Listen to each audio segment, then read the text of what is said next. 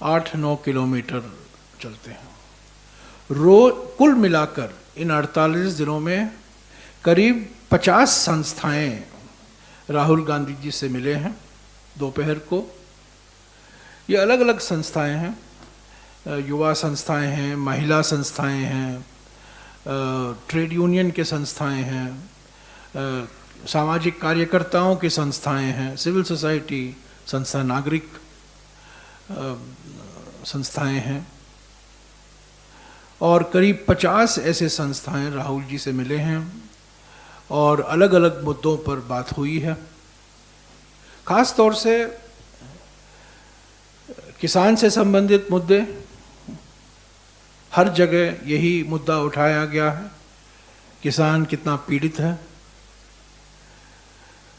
दूसरा मुद्दा जो हर जगह हमें देखने को मिल रहा है, बातचीत करने का मौका मिल रहा है और दस्तावेज पेश किए जा रहे हैं, वो बेरोजगारी के ऊपर, और ख़ास तौर से छोटे और लघु उद्योग जो बंद पड़े हुए हैं तमिलनाडु में, केरला में, कर्नाटका में, आंध्रा में, उनके बारे में रिप्रेजेंटेशन दिए गए हैं राहुल जी को। और तीसरा मुद्दा महंगाई का है और ख़ास तौर से जीएसटी की वजह से जो आवश्यक सामग्री है जो रोज़ाना इस्तेमाल होता है, उनके जो दाम बढ़े हैं जीएसटी की वजह से, उनके संदर्भ में कई चिंताएं जताई गई हैं। तो 50 संस्थाएं कुल मिलाकर राहुल जी से मिले हैं इन 48 दिनों में। करीब 50 ऐसी संस्थाएं हैं जो राहुल जी के साथ चले हैं। उन्होंने कोई दस्तावेज नहीं पेश किया पर चले हैं। जो मैंने पहले कैटेगरी कहा था, उसका जिक्र किया था, वो ऐसी संस्थाएं हैं जो आधे घंटे पौने घंटे के लिए रोज़ दोपहर को राहुल जी से मिलते हैं। पर इसके अलावा ऐसे भी संस्थाएं हैं जो उनके साथ चलते हैं, जो वॉक द टॉक होता है, और 50 ऐसे संस्थाएं हैं पिछले 48 दिनों में जिन्होंने राहुल जी के साथ कुछ समय बिताया। 10 मिनट, कुछ लोग 15 मिनट, कुछ लोग 20 मिनट, और जो उनके मन में था उन्होंने राहुल जी को अवगत कराया। कर्नाटक में इन 48 दिनों में राहुल जी ने 4 प्रेस कॉन्फ्रेंसेस संबोधित किए हैं। एक तमिलनाडु में, एक केरला में, एक कर्नाटका में और एक आंध्र प्रदेश में, और हर एक राज्य में एक प्रेस वार्ता होगी उनकी। 31 तारीख को हैदराबाद के पास 5वां प्रेस इंटरैक्शन होगा। 4 विशाल रैली को संबोधित किया है राहुल जी ने पिछले 48 दिनों में। कन्याकुमारी में, त्रिशूर में, बेल्लारी में और रायचूर में। ये 4 विशाल सभा थे, रैली थे, पार्टी की ओर से आयोजित किया गया। और इसके अलावा इन 48 दिनों में करीब 35 ऐसे नुक्कड़ सभाएं, पब्लिक मीटिंग, छोटे छोटे पब्लिक मीटिंग 7, साढ़े 7, 8 बजे को, जब उस दिन का भारत जोड़ो यात्रा पूरा होता है, उन्होंने इन सभाओं को भी संबोधित किया। पर विशाल रैली, जो पब्लिक रैली है, वो 4 हैं। शुरुआत तो 7 सितंबर को हुई थी कन्याकुमारी से, उसके बाद त्रिशूर में, केरला में, और कर्नाटका में 2, एक बेल्लारी में, और चौथा वाला, और मैं समझता हूँ सबसे सफल रैली, सबसे विशाल रैली जो हुआ है वो रायचूर में हुआ था। तो 1/3 भारत जोड़ो यात्रा पूरा हो चुका है, और जिस रफ्तार से हम जा रहे हैं, मैं उम्मीद करता हूं कि फरवरी के 20 तारीख तक हम कश्मीर पहुंचेंगे। हो सकता है कि उसके पहले भी पहुंच पाए, पर जिस रफ्तार से हम जा रहे हैं, तो 20 और 25 के बीच में हम ये कह सकते हैं कि भारत जोड़ो यात्रा पूरा हुआ। लोगों की उत्साह देखने लायक है, लाइव स्ट्रीम हो रहा है, आप लोग सब देख रहे हैं, और कई लोग आ रहे हैं सड़क पर, कांग्रेस समर्थक आ रहे हैं, कांग्रेस कार्यकर्ता आ रहे हैं, कांग्रेस आलोचक आ रहे हैं, और जो किसी राजनीतिक दल में कोई समर्थन नहीं है, तो दिलचस्पी नहीं रखते हैं, वो भी आए हैं, जो कि न्यूट्रल आदमी हैं, न्यूट्रल महिलाएं हैं। और जो उम्मीदें थी हमारी, हम ये मानकर चल रहे थे कि तमिलनाडु और केरला में तो हमें बहुत सकारात्मक रिस्पांस मिलेगा जनता से, पर कर्नाटक में जहाँ बीजेपी की सरकार है, उनके प्रयासों के बावजूद लोगों का जो रिस्पांस है वो बहुत उत्साहजनक था। आंध्र प्रदेश में भी आंध्र प्रदेश की सरकार की ओर से काफ़ी कोशिश की गई कि यात्रा में कई बाधाएं डाली गई, पर उसके बावजूद अनंतपुर ज़िले में और कर्नूल ज़िले में लाखों लोग, महिलाएं, युवा और समाज के हर वर्ग के लोग भारत जोड़ो यात्रा का स्वागत किया। तो मैं कह सकता हूं 48 दिन के बाद, 4 राज्यों के बाद, 18 जिलों के बाद, 4 पब्लिक रैलियों के बाद, 35 नुक्कड़ मीटिंगों के बाद, 4 प्रेस कॉन्फ्रेंसेस के बाद, मैं ये बिल्कुल विश्वास के साथ कह सकता हूँ कि जिस मकसद के साथ भारत जोड़ो यात्रा की शुरुआत की गई थी, जो कल्पना की गई थी उदयपुर में, और जिस मकसद की से उसके लिए प्लानिंग भी किया गया और 7 तारीख को उसकी शुरुआत हुई कन्याकुमारी से, वो पूरा हुआ है। अभी और राज्य बाकी हैं। अभी हम मध्य भारत और उत्तर भारत में प्रवेश हो रहे हैं, और हम उम्मीद करते हैं कि जिस तरीके से संगठन ने, कांग्रेस संगठन ब्लॉक के स्तर पर, जिले के स्तर पर, राज्य के स्तर पर, जिस तरीके से संगठन ने एकजुट होकर भारत जोड़ो यात्रा में वो शामिल हुए, वही हमें महाराष्ट्र, मध्य प्रदेश, उत्तर प्रदेश, हरियाणा, दिल्ली, पंजाब, राजस्थान और जम्मू और कश्मीर में भी देखने को मिलेगा। तो मैं आपको निमंत्रण देता हूं, 31 तारीख को प्रेस कॉन्फ्रेंस है हैदराबाद में, और मैं कोशिश कर रहा हूं कि अगले महीने हम कुछ लोगों, पत्रकारों का वॉक द टॉक भी कराएं राहुल जी के साथ। मैं कोई आपको प्रॉमिस नहीं करता हूं, पर मैं कोशिश कर रहा हूं कि आप लोग मैं जानता हूं कि आप लोग 5-10 मिनट उनसे विशेष बात करना चाहते हैं, पर एक ही शर्त पर मैं उसको आगे ले चलूँगा कि आप 3 या 4 दिन चलें, एक्चुअली 20 किलोमीटर चलें 3 दिन, तब आपको एक इनाम मिलेगा, वॉक द टॉक 3 दिन के बाद। मैं उम्मीद करता हूं कि जब भारत जोड़ो यात्रा मध्य प्रदेश में आएगा, या करीब 18-19 नवंबर को, तब हम इसका आयोजन करेंगे। चैनलों और जो पत्रकार हैं जो उनसे विशेष बात करना चाहते हैं 10-15 मिनट के लिए, मैं कोई वादा नहीं करता हूं, पर मैं ज़रूर इसका कोशिश ज़रूर करूंगा। ऐसे तो मैं धन्यवाद भी देना चाहता हूं कि कवरेज बहुत सही रहा है, बहुत सकारात्मक रहा है, कांग्रेस के नैरेटिव में बदलाव आया है, और मैं आपका शुक्रगुजार हूं कि आप लोगों ने इसको बहुत गंभीरता से ली है, और जो हमारा संदेशा है आप लोगों तक पहुंचा रहे हैं। तो ये बहुत सकारात्मक कदम है, और अगले 50 दिन में कठिन राज्य हैं। हम अभी मध्य और उत्तर भारत में आ रहे हैं, जहां हमारा संगठन इतना मजबूत नहीं है जितना कि केरला में है, या कर्नाटका में है, या तेलंगाना में है।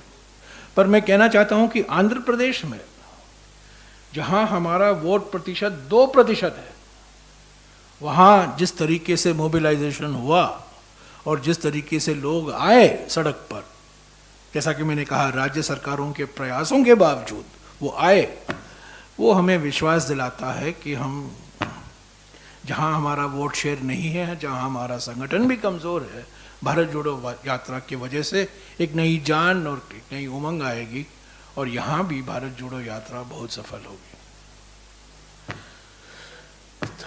Yes sir. नांदेड़ को 7 तारीख हम पहुंच रहे हैं और मैं जानता हूं कि आप क्या सवाल पूछने वाले हैं। मैं उसका कंफर्मेशन आपको शाम तक दे दूंगा।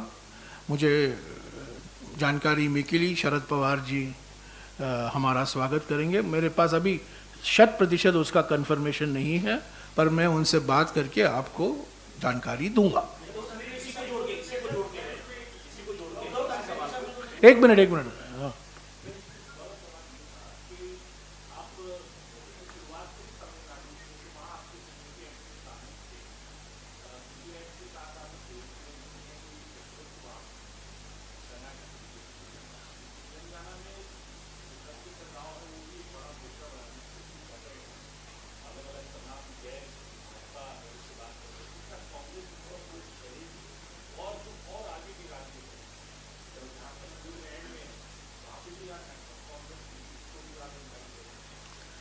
तमिलनाडु में हम डीएमके के गठबंधन के एक महत्वपूर्ण अंग हैं।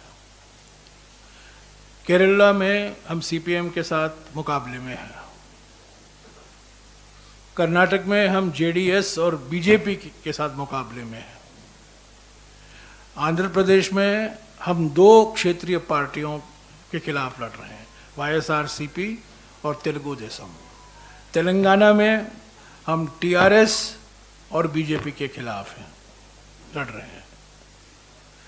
हम उम्मीद करते हैं और मुझे विश्वास है कि जब हम महाराष्ट्र में प्रवेश होंगे तो एमवीए के जो पार्टियां हैं वो हमारा स्वागत करेंगी और वो भारत जोड़ो यात्रा में भाग लेंगी। पर उसका डिटेल जो है मैं आपको आज शाम तक बता दूंगा। एक सॉरी, एमवीए के जो हमारे घटक दल हैं, हमने पहले से कहा है किसी भी राजनीतिक दल का स्वागत है जो भारत जोड़ो यात्रा के मकसदों का समर्थन करता है। एनसीपी के साथ हमारा गठबंधन है, शिवसेना के साथ हमारा गठबंधन था, हमारी मिलीजुली सरकार महाराष्ट्र में थी।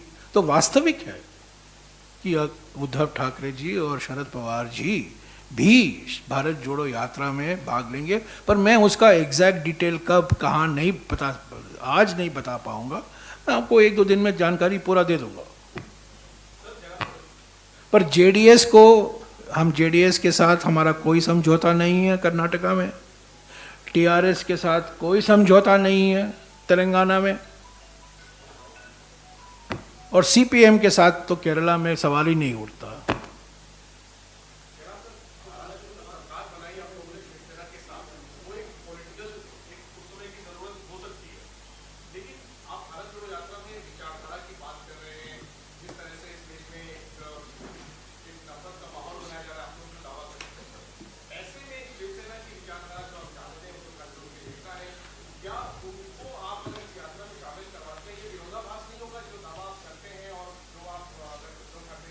हमने पहले दिन से कहा है कि जो कोई संस्था, जो कोई राजनीतिक दल भारत जोड़ो यात्रा के मकसदों में विश्वास रखता है वो स्वागत है भारत जोड़ो यात्रा में।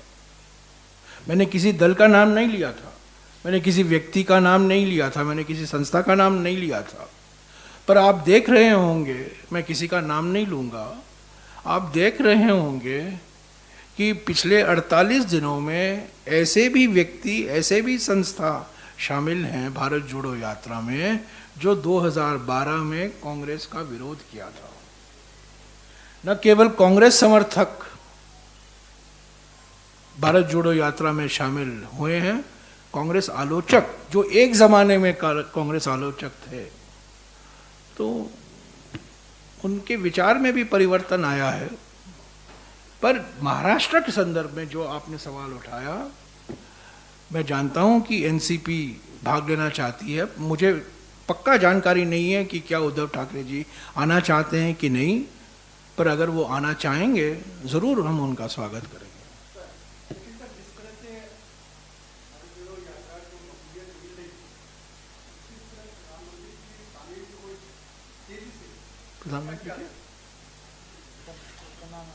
प्रधानमंत्री क्या हाँ? मैं भारत जोड़ो यात्रा की बात कर रहा हूँ यार, आप प्रधानमंत्री की ओर क्यों ले जा रहे हो? हम अपना काम करेंगे, प्रधानमंत्री अपना काम करेंगे। हमारा काम है, मैंने पहले दिन से कहा है, आर्थिक विषमताएं बढ़ रही हैं, सामाजिक ध्रुवीकरण को बढ़ावा दिया जा रहा है और राजनीतिक तानाशाही एक वास्तविकता है हमारे देश में। और ये 3 मुद्दे हैं जिनके खिलाफ भारत जोड़ो यात्रा अपनी आवाज उठा रही है।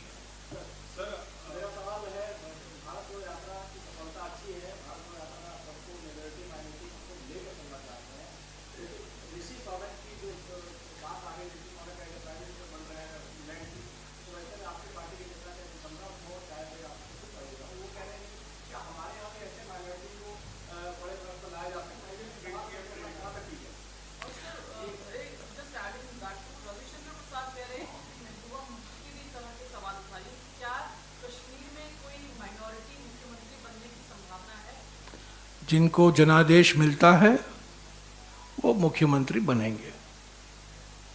जनादेश मिले, लोकतांत्रिक तरीके से जनादेश मिले और मुख्यमंत्री बने, हमें क्या आपत्ति है? इंग्लैंड की जनता ने उनको, अभी इंग्लैंड की जनता नहीं, इंग्लैंड के पार्टी ने उनको मुख्यमंत्री बनाया है इंग्लैंड का, हम स्वागत करते हैं उनका।